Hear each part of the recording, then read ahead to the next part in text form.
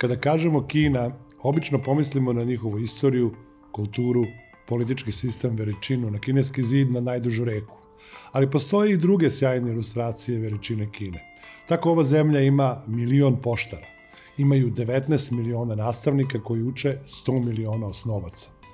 Više od 1 milijardu ljudi u Kini koristi internet i više od 200 superkompjutera od 500 koliko ih ima u svetu nalazi se u Kini. I naravno pitanje je da li i kako Srbija može da sarađuje sa jednom ovako velikom zemljom. Ali možemo. Imamo sporazum o slobodnoj trgovini sa Kinom, dobar broj kineskih kompanija radi u Srbiji, imamo direktne avioletove između dve zemlje. Veliki broj kineskih turista posećuje Srbiju. Međutim, možemo li našu saradnju da podignemo na još veći nivo? Šta možemo mi, a šta oni? Tako velika tema traži više promišljanja i drugačiji format emisije i zato prvi put imam trojicu kineskih sagovornika.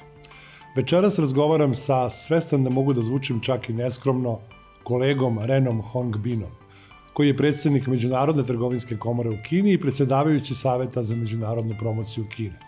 Gosti su i Lin Shunjie, predsjednik odbora China International Exhibition Center Group, i Sun Xiao, generalni sekretar Kineske komore za međunarodnu trgovinu.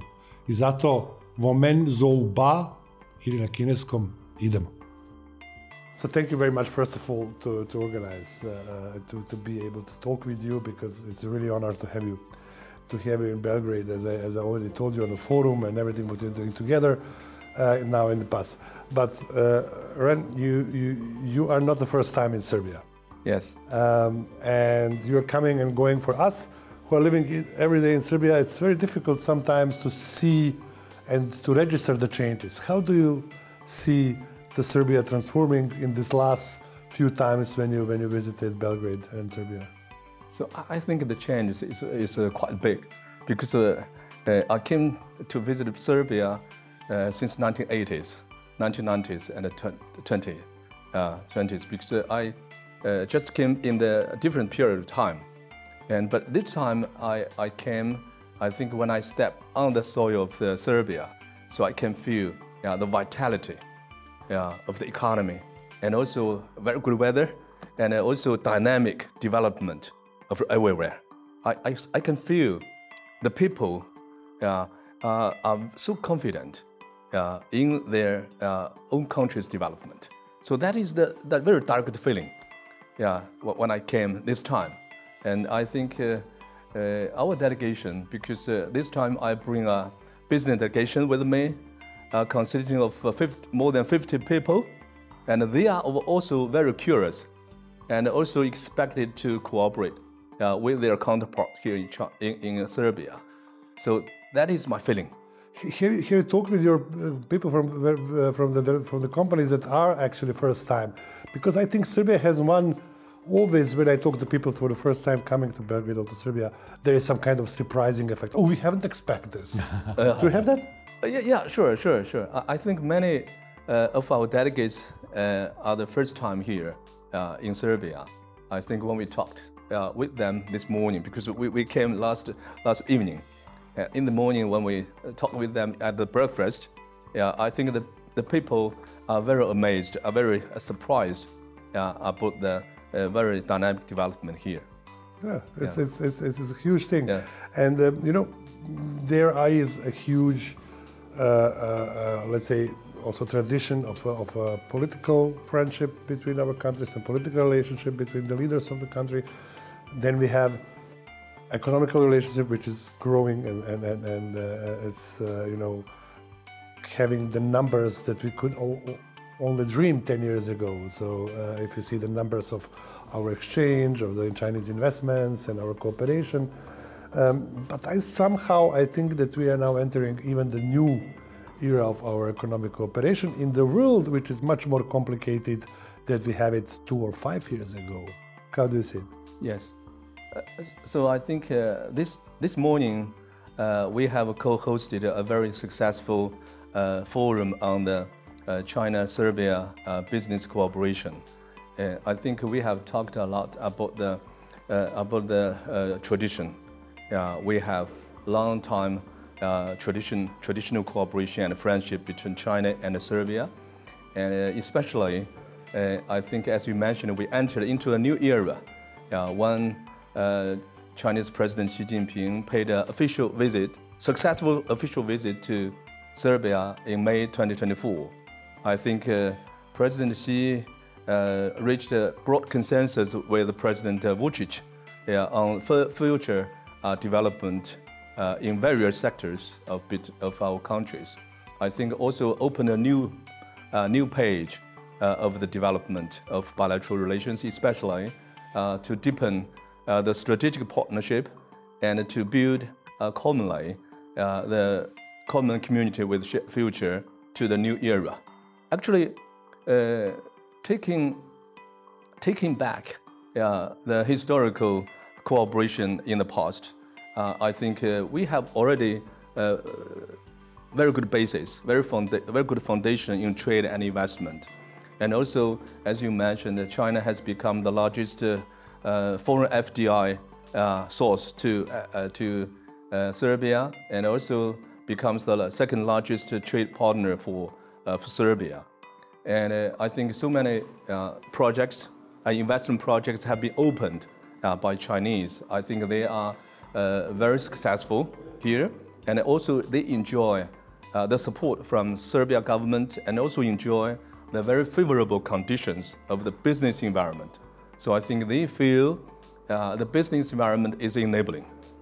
So I think that is a very good basis, because the political trust has been cemented continuously, and the pragmatical cooperation has also harvested very good crops there. So I think these are the very good basis.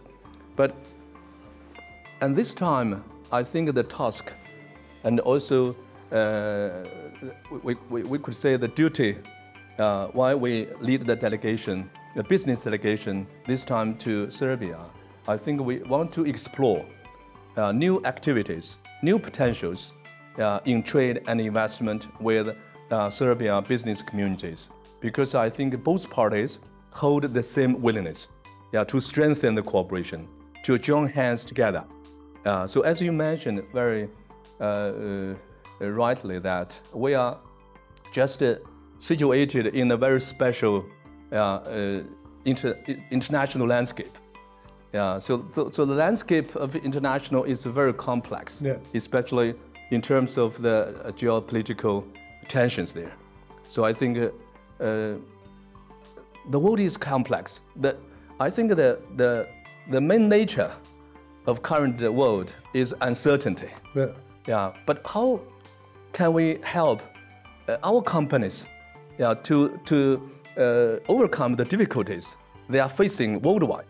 And how can we help them to navigate in the very complex landscape in the world? And so I think this is our task as a business, as a trade and investment promotion agency. CCPIT, China Chamber of Commerce, and you, Serbia Chamber of Commerce and Industry. So I think we entered into a new era, but it's a very uncertain, complex backdrop of the worldwide. So that's why I think we feel very obligated and very big responsibility to help them. That is exactly, and I will talk, and we will talk about concrete initiatives like land sea corridors and road belt initiative with the colleagues and about supply chain. But let me just finish it with some kind of your assessment. Exactly, you talked about very complex situation that we are living in, which is changing from, if I don't say day to day, by week by week. I think it's always something happening which give us more and more reason to believe that uncertainty is the new normal, actually. So we are not expecting that there is something normal and then it's some crisis happening and then it will be back normal again. But I think that we are actually coming in the mood that uncertainty is actually the new normal. How do you assess the possibility to manage the uncertainty from the perspective of, let's say, cooperation? Because we cannot survive if we not cooperate at all. Yes. And I think that I can assess that China maybe is overtaking this role of leading cooperation on the global level with all the players on the global market, much more than the countries that in previous periods of the history were like leading that. So how do you see that? So I just want to talking about this issue from the two perspectives. First, China is always adhering to the mutual beneficial opening up strategy. And we uphold the real multilateralism and also the multilateral trading system with the WTO at its core. And we want to promote the liberalization and facilitation of trade and investment, and strongly against any kind of protectionism and unilateralism. I think China can give the world certainty, can inject the certainty into the uncertain world. So that is the one thing. And we, of course, in this context, we want to cooperate with all the countries who are loving the multilateralism. I think that is the one thing. The second, I think China's development is stable, is peaceful development. And as you know, just 2 sessions just concluded last week. And 2 sessions is the most important political event in China. And the Chinese government set the goal of GDP around 5% of this year. And also stipulated the policies, how to achieve that. For example, China will follow the high quality development and a high standard opening up. And we try to advance Chinese modernization. And I think as you be informed or briefed about the core of the 2 sessions there, how to achieve the high quality development. And we think that we should transform the traditional industry through technological innovation. The innovation is the core. And also we follow the new development philosophy put forward by President Xi Jinping. And actually, there are 5 features of the new development philosophy. And innovation take the lead. So the Chinese economy is innovation propelled, innovation driven. And then coordinated and green development, and opening up and sharing. So actually, we want to share our development with our partners, with the world. And China is not only a big market, and also we have the largest part of the middle income class. So around 500 million people. And growing. On the other hand, China has become the largest manufacturing base for consecutive 14 years. I think China can supply the intermediate goods and also the components, spare parts for our partners in the world. And I think China is a peaceful force for the secure global and supply chain for the worldwide. So I think nowadays that is very much important to make the global supply chain secure, healthy, resilient, and green. I will come back to some closing remarks, but I will then switch to some more concrete things on the especially things that we are mentioning, like international corridors, connecting 2 very practical, pragmatic concepts and projects, and of course to something which is amazing creation of event or trade fair, which is on a very, very innovative way, connecting the companies together on the different continents in this philosophy of supply chains. But let me stay on first on the level of trade and of the level of cooperation. And you are somewhat very much involved in the, let's say, international cooperation between all the organizations, but also between the companies. You are also working on that. So when you asked us, we of course said immediately yes to be one of the founding members of the Alliance of Chambers, but also to be the founding members of to be introduced in the International Land and Sea Corridor. How do you see this project as the really facilitator of something which is not only talking on the framework of like signing agreements, but really going into the economy? Thank you, Michael. First of all, I would like to thank you and appreciate you for your invitations so that we can come to your beautiful country for the first time. We were all amazed, and thank you, amazed by your construction, economic development, as well as the warmth and sincerities of your hospitality and all the arrangements. The second, I just want to say that under all these platforms, as the China Chamber of International Commerce, under the umbrella of CCPIT, we are the China's largest trade and investment promotion organizations. Yeah. And besides the trade promotion means, we're also good at business-related legal services, the trade policy negotiations, and the research and think tank services. We help the business people to do business, both the foreign companies to do business, better business in China, as well as the Chinese people going abroad. Therefore, I think not only we need to sign the agreement to establish these platforms, we should also bring them to meet with each other, just like what we are doing now today. And like for this time, in our 50-member CCPIT delegation, we have 27 companies coming together with us from the areas including the finance, infrastructure, constructions, the agriculture, food processing, electronic equipment, healthcare, e-commerce and trade. And all these areas that our businessmen would like to seek opportunities to develop in the future. And also we would like to help them to build a more resilient supply chain between our two countries. I followed what you have done in Africa with the conferences and cooperation, how to introduce the possibilities and opportunities for African companies, especially SMEs, when we talk to cooperate with China.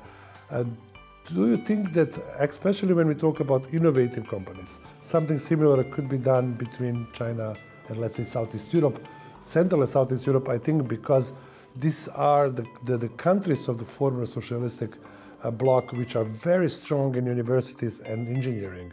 So we are a land of makers. We can make things and make solutions. We are not good in making products. That is where we need help. And how to deal with markets, how to deal with everything, sales and so on. But I think that this connection between innovative communities is crucial. What do you think? I think innovation actually needs intensity. That innovative people need to be together to exchange ideas more often. Like your country, you said a land of innovators and engineers. So is China. We have a lot of engineers and STEM people. And we would like them to come out to meet with their counterparts in your country, in different parts of the world, so that we can produce technologies that meet the needs of our own country's situation. This is very important. Just for all the people looking at, also our colleagues and companies in Serbia, but also in China, no visa requirements between our countries, 8 flights a week or 9 flights a week to 3 main cities in China. So there is an easy way that the people meet each other and make business, because at the end everything is about people. It's to have the joint ideas. That is true. Thank you very much. And I would like now to go to this amazing event that we will also close with you, my friend Ran, but to go more into the detail. Supply Chain Expo. This is the third one? Third one, yes. Yeah. I have visited it in November last year for the first time, and I was surprised, not only surprised, but really shocked how good it was made in a way that it is not a show of the single products, even not single services, but it is actually the show of the ecosystems of supply chains on the upstream, midstream, downstream, in 6 different industries, connecting with a, like a flow which is needed in the modern, the companies are not anymore singular unities, but they are working, they are cooperating in the ecosystems. And you made it amazing. We will be with the Serbian companies present and in the next one in July. But as a concept, please tell our viewers a little bit more about this unique concept of Expo, Supply Chain Expo. Okay. As you just talked about the certainty and uncertainty with my boss, I would say in recent years, the certainty of international supply chain cooperation has been the common interests and expectations of our business communities around the world, because we all suffered a lot from the uncertainty of supply chain. You see the pandemic and the ongoing geopolitical crisis. So that's the reason why CCPIT created this China International Supply Chain Expo in November 2023, the first edition. And last November, the second edition, you were there. Yeah, as you said, I'm very grateful you were there. You see the whole exhibition, the whole expo is so different from others. It's very unique and it's very distinct, I would say, in terms of the exhibition logics.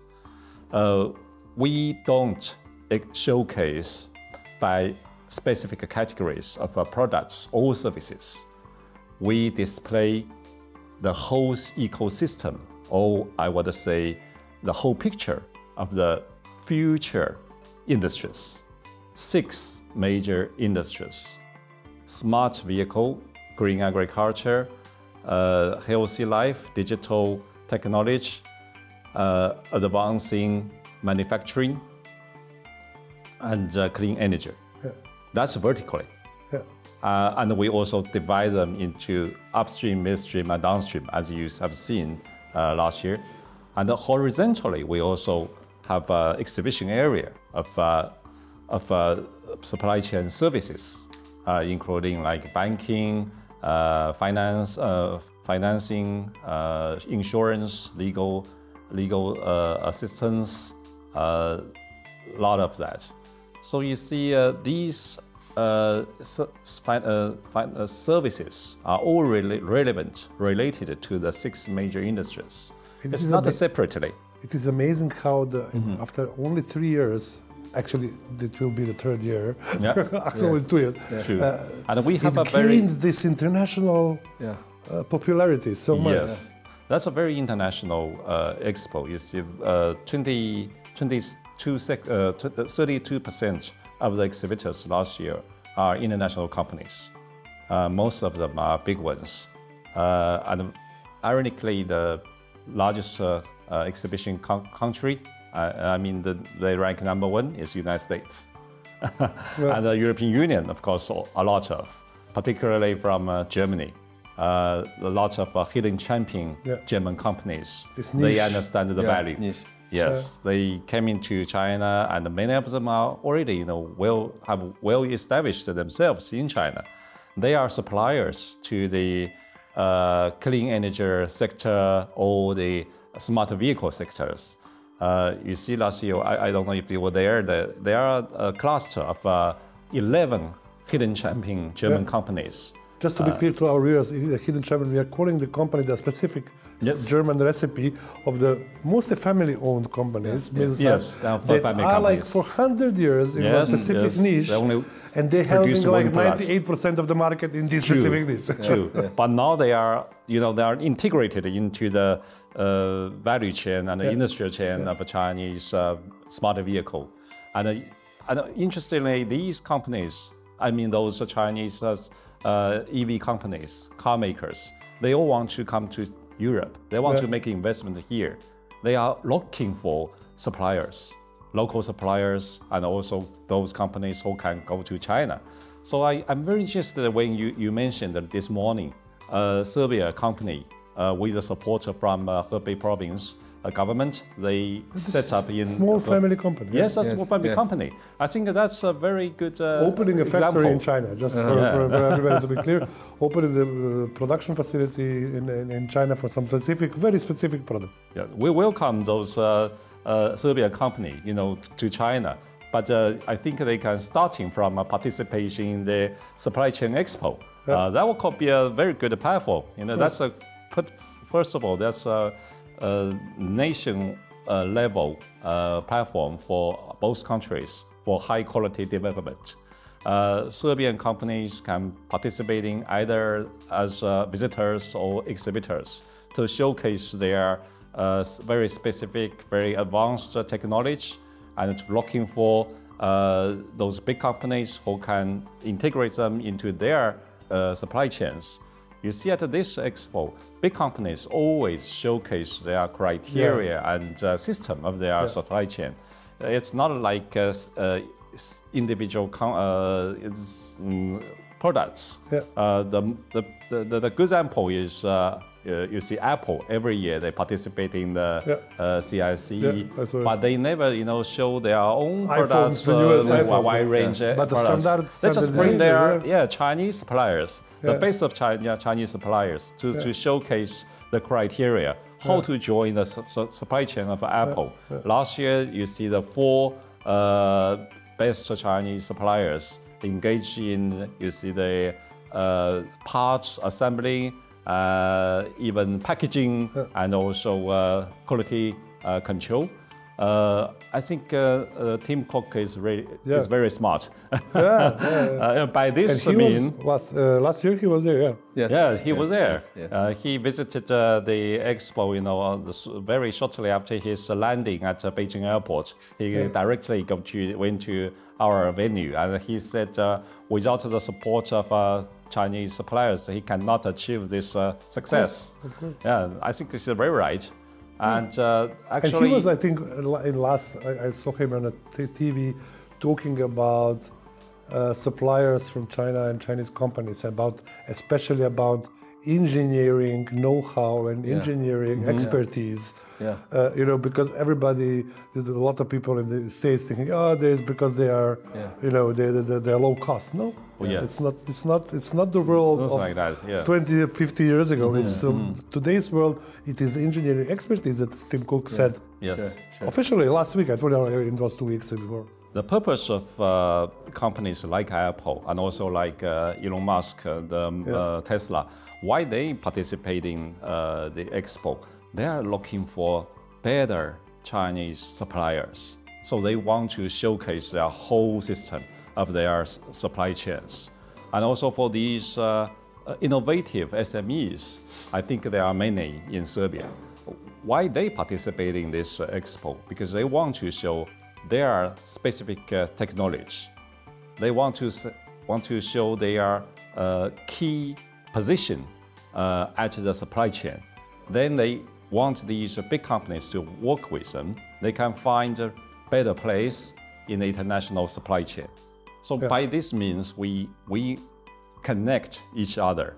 The most interesting thing is, at this expo, you can find every neighboring booth is your potential suppliers or clients.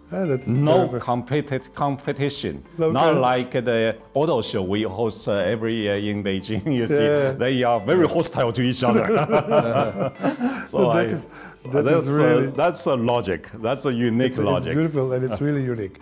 Let me then ramp up and with you, my friend. And if you told me about if you ask me how I can tell you why Serbia would be a great spot for the Chinese investors and companies, and I would tell you, I know exactly, because not only political friendship and the framework that we built together as the two countries, but also because it is the unique spot to be present in the European market, be able to trade under the free trade agreements between China and Serbia, and between Serbia and the EU and a lot of other countries. So it is a unique position for an opportunity for Chinese companies to be here.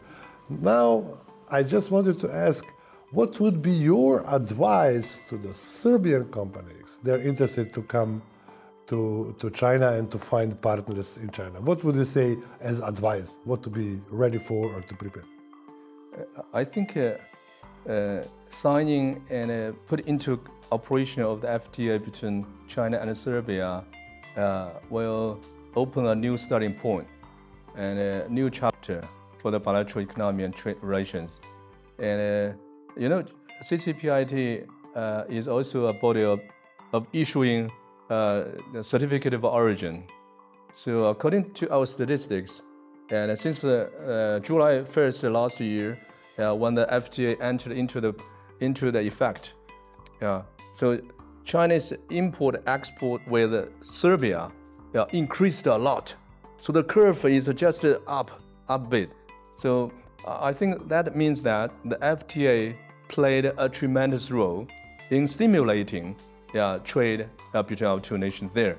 So of course the FTA is not only about the trade.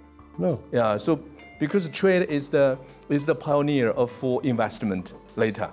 Yeah. So that's why I think it's about the mutual investment will be growing either. So that is a very important thing. And also, I think for Chinese investors or traders, they regard Serbia as a first FTA partner, as a gateway, as a bridgehead to other European countries, especially in the Central Eastern European countries. Yeah, because there is the enabling environment for them to do business, not only trade but also investment. So that is the one thing from China to Serbia. I think it's the vice versa, because for the Serbia companies, especially SMEs, they have new opportunities to enter into Chinese market. Because China market not only are big but also very open now, and we are expanding our market access. And so I think the SMEs can make full use of the FTA dividend and also make full use of the platform we are hosting. We are setting up the platform, such kind of CIC as a supply chain expo or other economic event we are holding. So I think that is an optimal time for the companies, especially I think the SMEs. They can come to China. But in addition to the supply chain expo, maybe I just want to add 2 points to that. I think the platform is an optimal opportunity for SMEs from Serbia to be involved into China's supply chain. Because they will meet all the big suppliers and small suppliers. Because for them, it's very hard to navigate in a very big market. They can be confused and they can be lost. But on this platform, they can say very clear picture of the whole industry there. They can pick, they can find, they can meet their interested partners there. I think that's one thing. The second, in order to showcase our inclusivity of the global supply chain, what China is advocating, and because as my colleague mentioned there, so the exhibitors mainly come from the developed countries. But we actually arrange some specific place for the less developed countries or LDCs. For them, we just want to invite them to come to look at, to learn from the big exhibitors, the developed countries, how the global supply chain look like. I think they can learn from them and they can grow. That's why, because besides the exhibitors from the developed countries, we actually identified, we put a specific space for them. And also we put up the tents, pavilion free of charge for them. So that is also something beyond the expo. Yes. Yeah, we just want to help to cooperate with the less developed countries to grow together. Like the President Xi said that Chinese modernization must be coordinated, must be integrated with the modernization with other parts of the world. So that is the common prosperity. That is the very, very nice way to sum up the Your discussion. chamber is also welcome to set up a pavilion for SMEs from Serbia. That is what we will do, and we are actually now can confirm that we will do it. And we are now talking and discussing how to best possibly organize our presence with the pavilion for SMEs, with the companies on each of 6 different supply chain, let's say, sectors. So I think it will be a great event that we will attend in July, and it is a great opportunity. But as you mentioned, innovations. It is also in the supply chains. It is also about being ready for the uncertain world, because innovation is also one answer how to deal with it. And at the end, I want just to tell you, I know, huge country, huge economy as China, to thank you very much. So even, be considering Serbia to come to visit us with your companies and to say, okay, we are big, you are small, but we are living in the world where actually it is much more important if we are adaptable or not adaptable, if we are quick or slow. And I think that is what at the end comes, and how we developed our partnership also between the chambers and with our 2 other organizations in the past years, and especially in the past months. I think we can be proud of our agility and of our adaptability and flexibility to do things really together. And thank you very much. If you want to, as you Marco mentioned that, so Serbia is one of the first groups signed the MOU on jointly building the Belt and Road initiative with China. So I think the Belt and Road has brought benefit from all the countries alongside the road, alongside the initiative there. I think that will be continuously a very important platform for us to join hands together to come jointly building the prosperity there. And as you mentioned there, last year we inaugurated the alliance of Chamber of Commerce's on new land and sea trade corridor in Chongqing city of southwest of China. I think the alliance of Chamber of Commerce, according to the corridor, is very important, concrete step, how to jointly build the Belt and Road.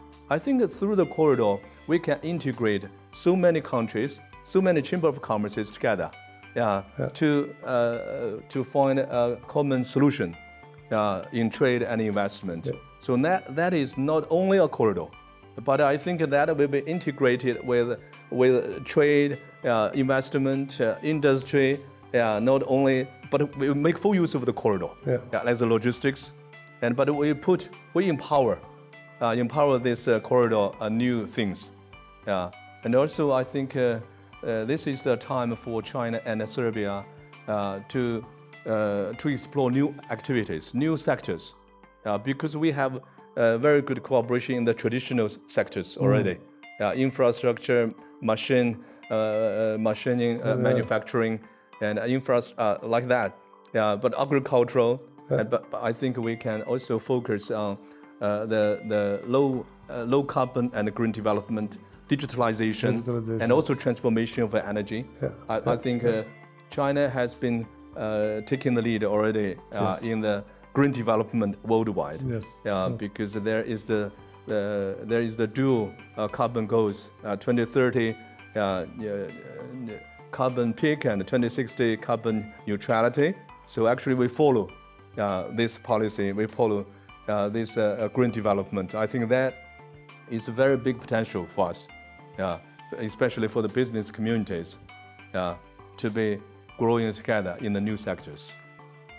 Great thing. Thank you very much. It's so much things to do that we have to do in the future, and I'm very happy that we are now, even going more and more quick and more dynamic and with more energy into the next months and weeks and years. Thank you very much. Yeah, we also thank you very much for your efforts. I think you have done a lot and played a very tremendous role in encouraging the companies to do business. And I think in the future, we work together, we make concerted efforts to promote the bilateral business communities, business cooperations to a new height. Thank you very much. Thank you again for having us. Thank you. Thank you, my friend. Very good.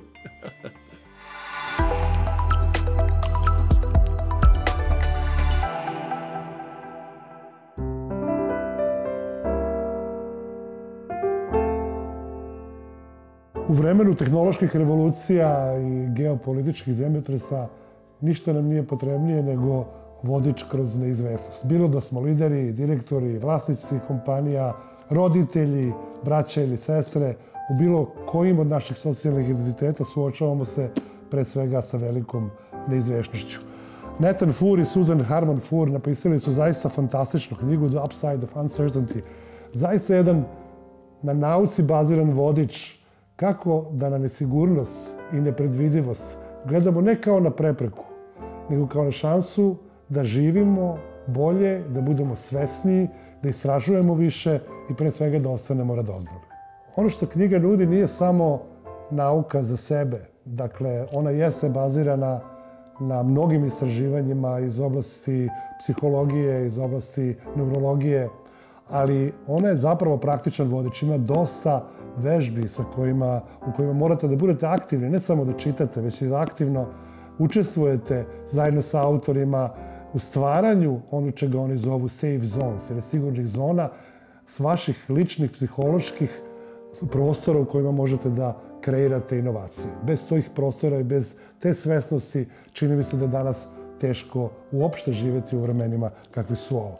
Knjiga Upside of Uncertainty jeste bazirana na brojnim istraživanjima, naučnim istraživanjima iz oblasti psihologije, neurologije, dakle različitih spektara nauke, ali ona je pre svega, i to je čini velikom, ona je praktičan vodič sa mnogo vežbi unutra kojima morate aktivno da učestvujete, koje vas autori izazivaju da zajedno sa njima kreirate ono što oni zovu safe zones ili sigurne zone koje vam psihološki omogućavaju da u svakodnevnom životu možete da eksperimentišete i kreirate inovacije. Pitanje je kako vi upravljate neizvesnošću, kako na neizvesnost gledate i kako se sa njom suočavate.